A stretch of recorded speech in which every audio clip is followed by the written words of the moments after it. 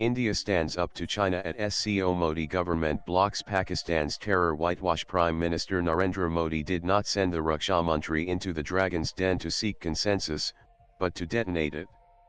After it was found that China and Pakistan were trying to dilute the joint statement's language on the grave issue of cross-border terrorism, Rajnath Singh simply refused to sign the document.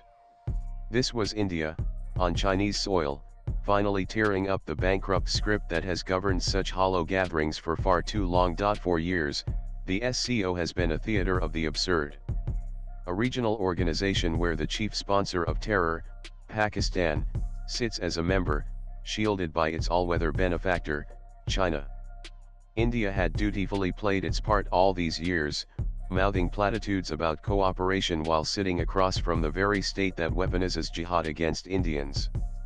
This year's summit, however, has shown that the era of polite fiction is now officially over. The Qingdao meeting will be remembered as the moment India stopped playing along. Rajnath Singh's address was a charge sheet delivered at point-blank range.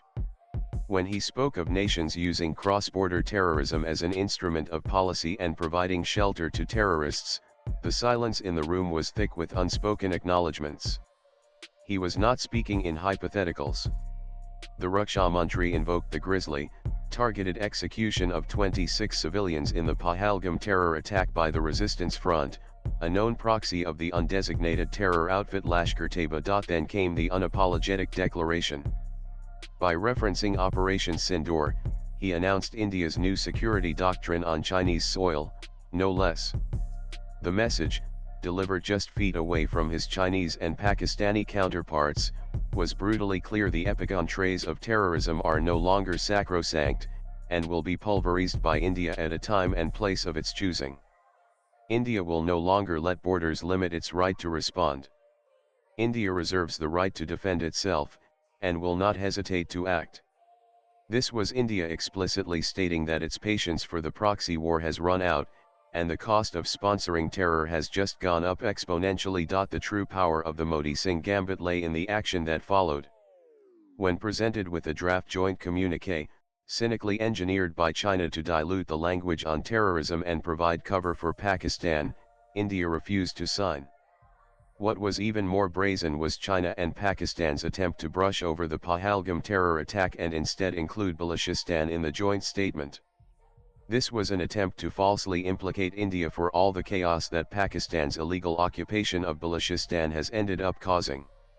The old, cautious India might have negotiated, settling for some watered-down, mealy-mouthed compromise for the sake of a group photo and a headline about constructive engagement. The new India, however, chose to burn the photo op to the ground. By withholding its signature, India single-handedly torpedoed the statement, forcing an outcome of no joint consensus at all.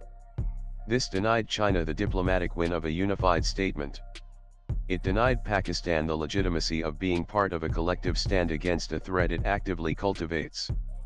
Most importantly, it held a giant mirror up to the SCO itself, exposing the hypocrisy rotting at its core.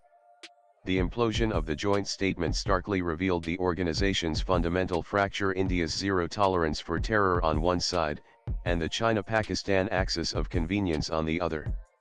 India's message to the SCO is clear: what is a supposed security and defense bloc worth if it cannot even condemn the architects of terror within its own rank? Here are the three biggest takeaways from India's plain speak at the SCO Defense Ministers Summit. And swipe left for next video. The Modi government has decided that the cost of false harmony is far too high. The silence left by the absence of a joint statement was more meaningful than any document filled with empty words.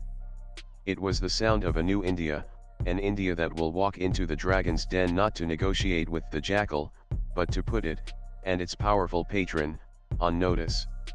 This is the new normal. Views expressed in the above piece are personal and solely those of the author. They do not necessarily reflect News 18's views. Latest blogs.